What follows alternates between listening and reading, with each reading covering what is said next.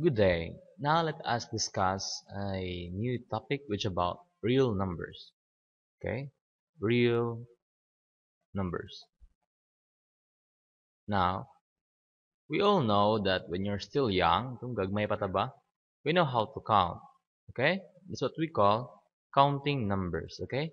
We count from, like for example, how many toys do you have? So you usually count from counting numbers. Okay? So counting numbers. So usually count from. These are what we call counting numbers. 1, 2, 3, okay?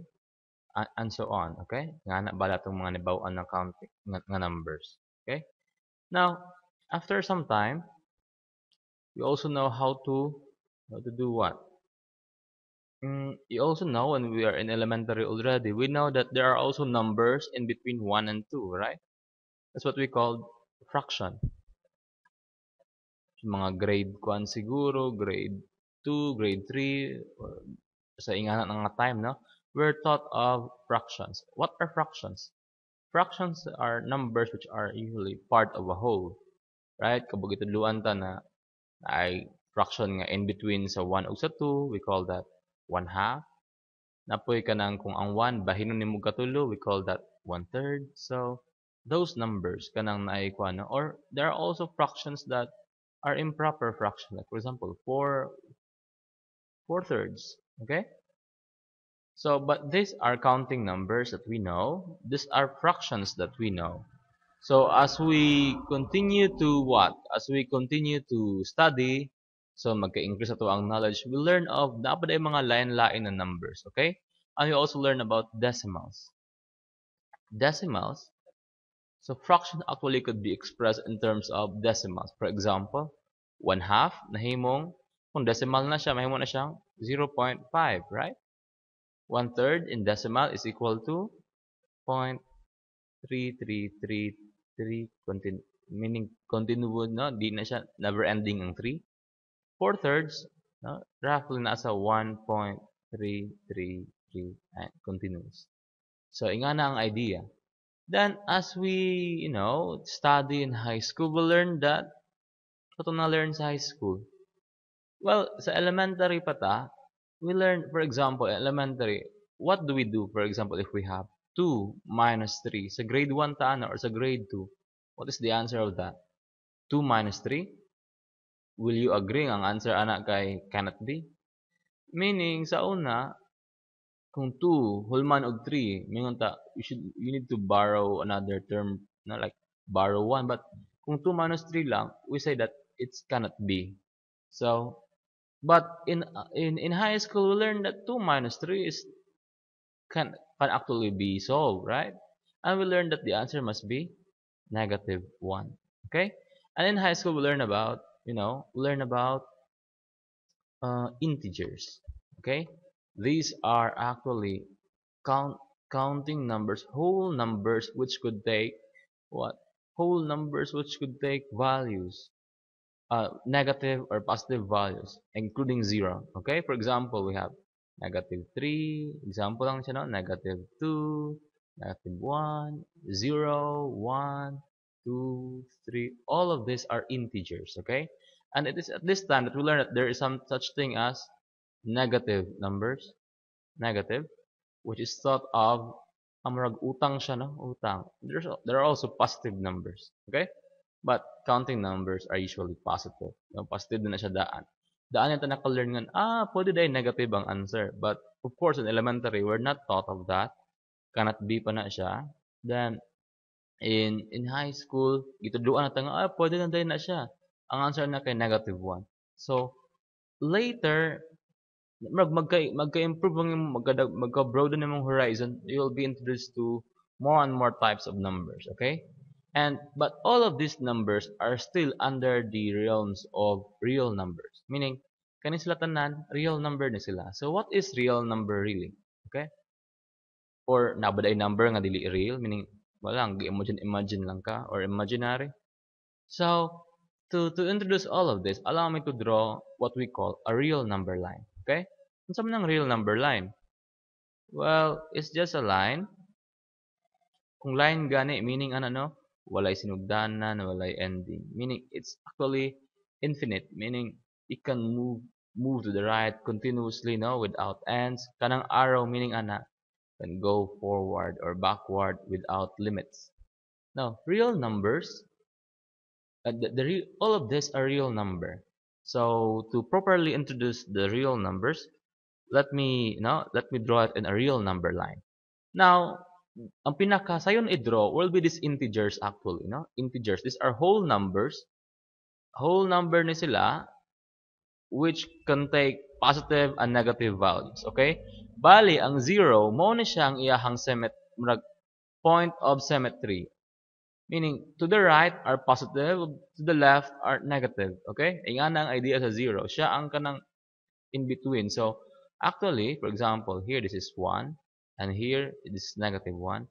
This 0 is actually unsigned ang term niya, meaning dili ni siya positive, dili ni siya negative. By the way, when we don't write positive, that means no kanang 1, meaning ana positive na siya, no?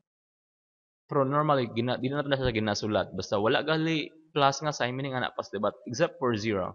0 is actually unsigned, meaning wala dili siya negative, dili pud siya positive, kay tunga-tunga man siya. Siya man, para pud fair, okay? Nga nang idea. So it could actually go here to the left continuously without bound. So negative to meaning wala limit, no? You could take like negative 1 million or nga na, negative 3, negative 4. This one to the right is what? Well, plus 1, it could have 2, it could have 3, it could have 4, but in this case, we write till 4 para balance lang po sila. So, nga ng idea, this is the real number line, or it could extend really, okay, without limits. Now, ahaman makita nga to ang quandary, no? Let us note some terms, okay, that we want to note. There are actually many types of numbers, so actually naming lang this numbers, no? First is counting numbers. Counting numbers, these are what? 1, 2, 3, 4. Now, when just we write, we have, kabulutan na nga. Mag-ihap ta, no? Ihap, isod po, mag-ihap ka. 1, sunod, 1.5. No, normally objects are counted using these counting numbers, whole numbers, whole positive numbers, okay? And, mana siya ba? And what are fractions? Fractions are, man makita nimo ang fraction, for example. For example, 1/2. Ano naman kita ang 1/2? 1/2 is actually what? No? Between 0 and 1. So actually you can have here, this is 1/2. Kanidaan will be 1 and 1/2. So may nga na baling ako or makita nimo na siya sa mga timbangan, ay mga calibration within. So ingana ang idea or 1/3 ba? So aha man kita ang 1/3 somehow i-divide nimo ang 0 to 1 og katulo, no? So na somehow di ani ang 1/3. So ingana lang ang concept. Sayon lang kaya ang concept, no? Decimals are also what? Decimals, all fractions can be expressed as decimals. So 0.5 is equivalent to 1/2, or 1/3 is equivalent to 0.335. So all of that can be found in the real number line. Integers, these are all integers. -4, negative, positive or negative whole numbers, including 0. Okay mo nang idea. Now, kaning mga counting numbers, napudig na tawag ay nila nga, gina-term na to nga, unsa nga mga term, gina-term na to na prime. So naputay mga ingana nga mga terms na like, for example, what are prime numbers? Prime numbers are those what? Those numbers, like those whole numbers, those counting numbers, for example, those numbers that what? Cannot be divided by any other number except 1 and itself. For example, 3. Ang 3, wala na yung makadivide sa 3 nga ang answer kay whole number except 3 and 1. Ingana ang idea sa prime. How about 2? Is 2 a prime number? The answer is yes, because there are no other number that can divide what? That can divide 2 except 2 and 1. Ingana ang idea. How about 4? Is 4 a prime number? The answer is no. 4 is not a prime number because 4 can be divided by 2, can be divided by 4, can be divided by 1. So, tulo ka buok iyang factor or iyang divisor. So, dili siya prime number. Okay? And, so bali, ang mga prime number nag-start sa 2, 3, 5, what else? 7. Is 9 a prime number? No, the answer is no. 11, and the list goes on actually. No? There are so many prime numbers. But dili siya sayon no istorya kung unsa. Ang sayon lang is kung tagaan kag number, i-test nimo kung prime ba siya o dili. Nga lang ang idea. Then also if it's not prime, then we call actually composite. Okay? So man ang composite numbers. Composite numbers are those number that can be divided by other numbers. For example, that is 4. 4 actually can be divided by 2 and 4. So meaning duha ka buok iyang possible and 1. So meaning di lang itself and 1 ang iyang divisor. Pwede po 2. So how about 6? Well, 6 are can be divided by you know can be divided by 3 and 2 and 6 so and 1. So daghan kay siya og we call that factor. So this can be divided by 3, no? Can be divided by 2, can be divided by 1, can be divided by 6. So daghan kay siya factor. And for example, here we also have 9. 9 can be divided by 3, right? 10, things like that, no? And that the list continues. By the way, no? We also have what we call among these counting numbers. We also have, or even the whole numbers, the integers like the negative and the positive. We also have what we call odd and even numbers. I think we know what are these, okay?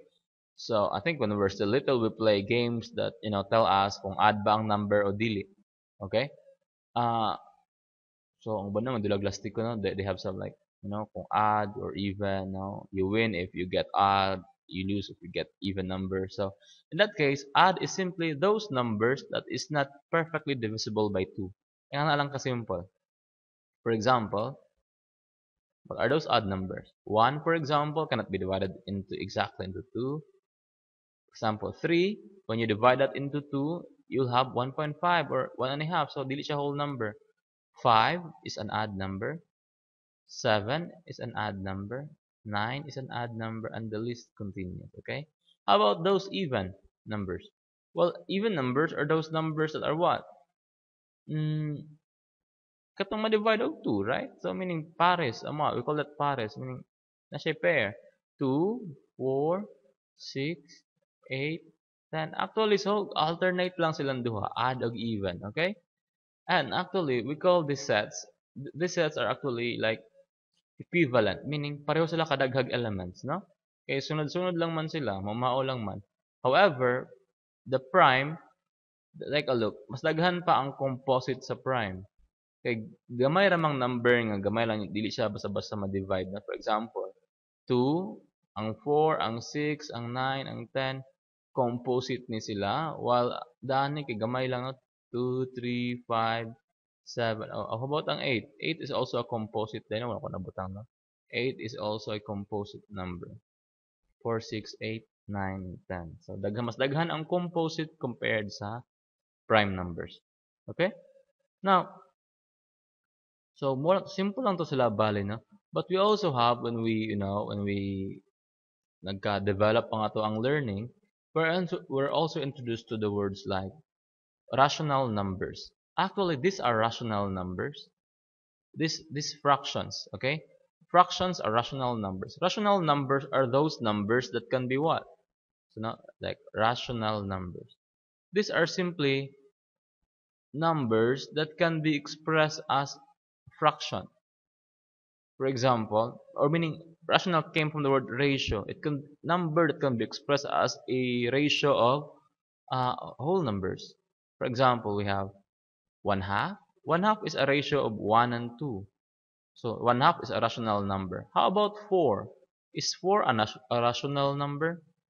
Rational number bang 4? The answer is yes, because 4 can be expressed as 4 over 1. Okay? So all whole numbers are rational numbers. For example, 6. 6 can be expressed as 6 divide 1. 6 over 1 is still 6. So these are rational numbers. How about number like 0.5? Is 0.5 a rational number? The answer is yes. Why? Because we can write 0.5 as what? As 1/2. Okay? Is 0.3335 ay 0.333 continuously no dili mag-end ang 3 a rational number? The answer is yes. Bahala pag di na siya mo end, but it's equal to 1/3, and since 1/3 na siya, it's a rational number. Okay? Kaya mag-express pa nimo siya as ratio of a whole numbers. Now, so unsa ra man day ang dili rational? We call that irrational. Okay? Irrational numbers. These are numbers that when written in terms of decimal do not repeat and do not end.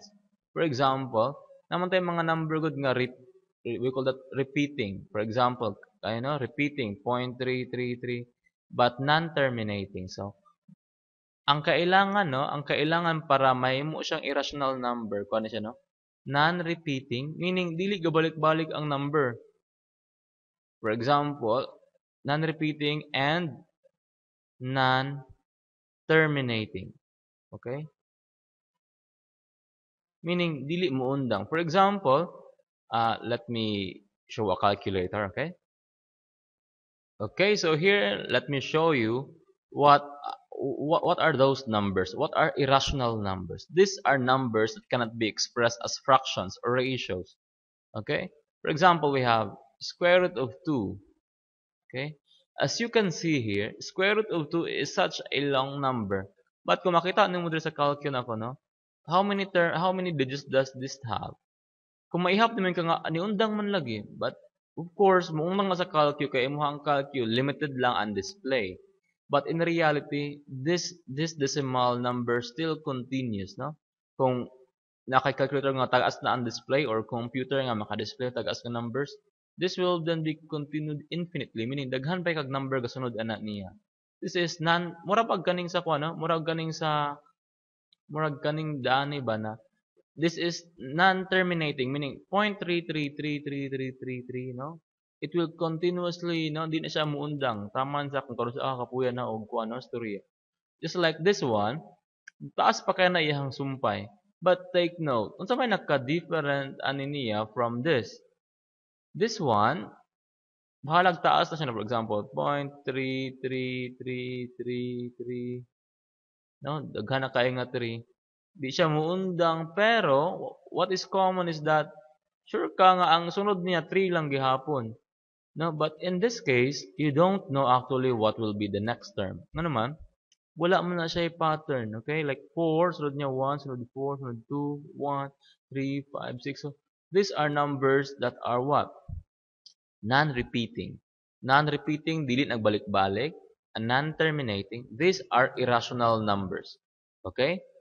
Meaning, this cannot be expressed as fractions. But, kung makita ikag decimals nga, nagbalik-balik na lang, no? For example, 0.124, 124, 124. This can surely be expressed as a fraction or can be surely expressed as a ratio of two numbers. Okay? So, unsa man ni siya nga number? Well, it's still a ratio, but I will not tell you yet kung unsa ni nga fraction, but surely this can be expressed as a fraction, just like this one. 0.335 is just 0.3333, no, continuous by ng 124 is actually just 1/3, similar to that, no. These are irrational numbers. These are rational numbers, those numbers that can be expressed as ratios, whole numbers and fractions and terminating or or or bahala pag non-terminating basta repeating decimals are all examples of rational numbers. Now, so yung mga examples sa irrational will be kanang mga square root of 2. What else? For example, pi. Pi is cute with them pi ba? Or pi is nice. For example, let me show here pi. Nabay pi diyan eh? Well, pi. So, na-pi na dari, no? Let us check, no? Mo nang value sa pi. 3.14, 15, 9, 2, 6, 5, 3, no? Then the list actually continues, no? Continues. Di na siya mundang. It could be 1 billion long, no? This is non-terminating. This is an example also of an irrational number. This cannot be expressed as a fraction, okay? And of course, we write pi with a symbol. Saan symbol sa pi? No? Pi. That's a symbol of pi. So, kani siya, no? Pi. And simply, pi is actually just the ratio of the circumference of the circle to its diameter. Meaning, kung naka-circle, no, this is actually very interesting. No? Okay, naka-circle circumference is the length of this one, and diameter is simply the length of the farthest distance between 2 points. Maagi sa center, no, mga diameter. And if you take the ratio of that, no, if you divide c by d, then the answer is pi. So weird, no? Weird. How come that it's c over d and it is pi? But well, no, dito malibog na dapat, no. Maybe you'll learn that later. Of meaning kung whole number dahil ni imuhang c, no, kung whole number ni imuhang circumference, your diameter will not really be a whole number.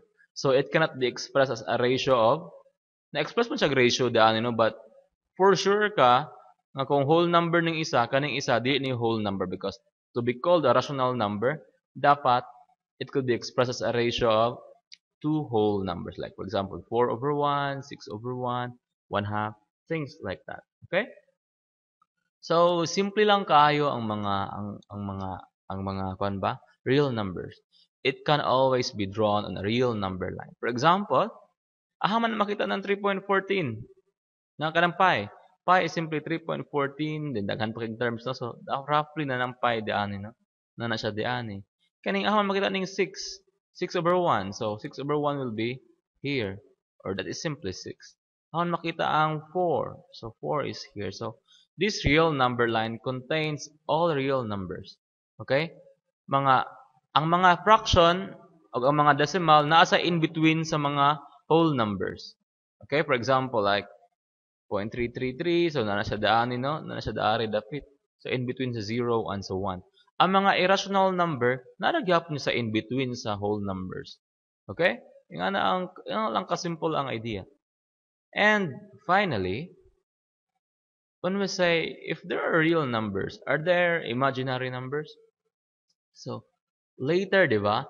Before kadugayan magka-introduce ka, no? Magka-introduce ka daghan pa nga mga kuan, mga numbers, like when we're elementary, we don't really know nga na negative, pwede day 1 minus 2 or 2 minus 3, di day cannot be, but negative 1 day ang answer.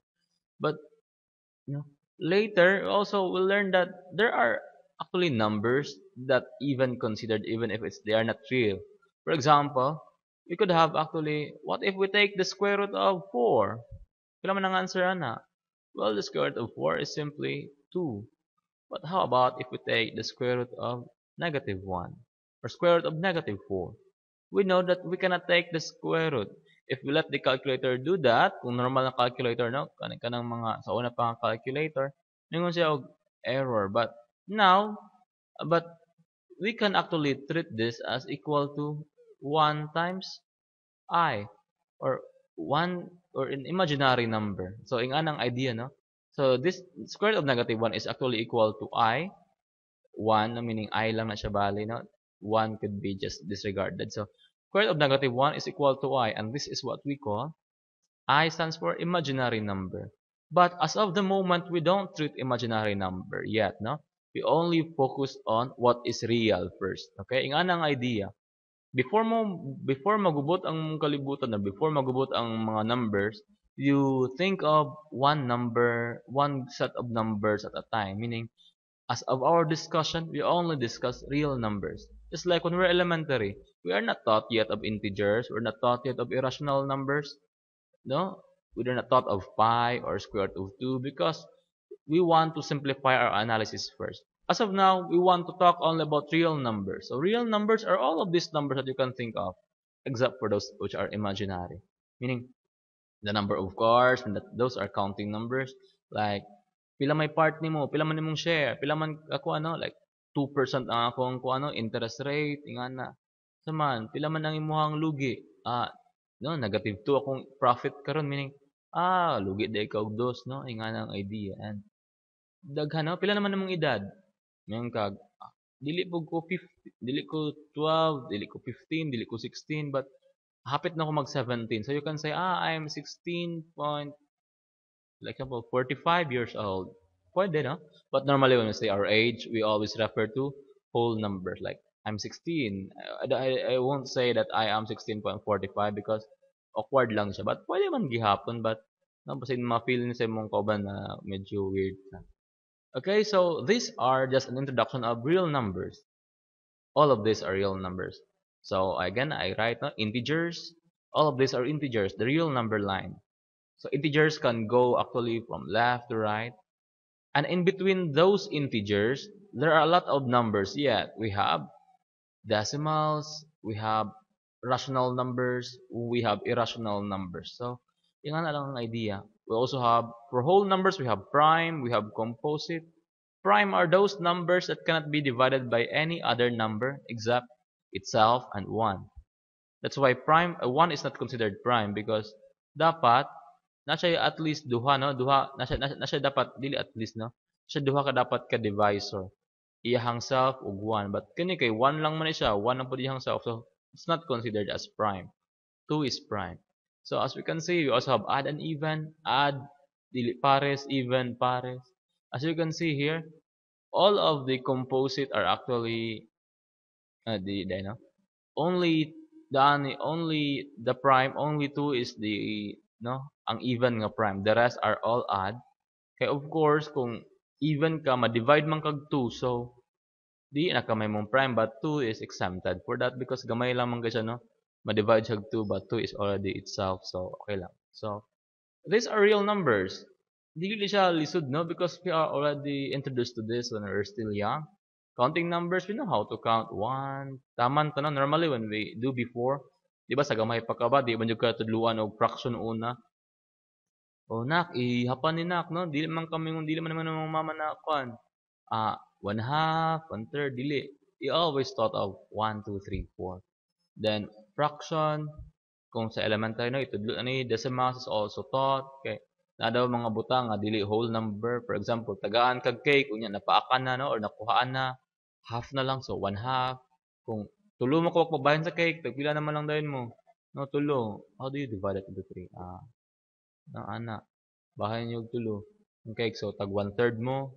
Or normally, it's not easy to write fractions, so we write it in terms of decimals. And we also have integers when we're in high school or maybe sa elementary pero sa late na nga part. We're taught of negative can mean actually things. For example, kung sa income, a negative profit could mean loss. O nga na ang idea. And then we're introduced also about irrational numbers when we're in, I think in high school already, like pi. Also we have e, the Euler number, or a lot of other stuff. Mostly kana mga square root, those will, some square root of some numbers are non-terminating and non-repeating. So those are irrational numbers. Okay? Thank you.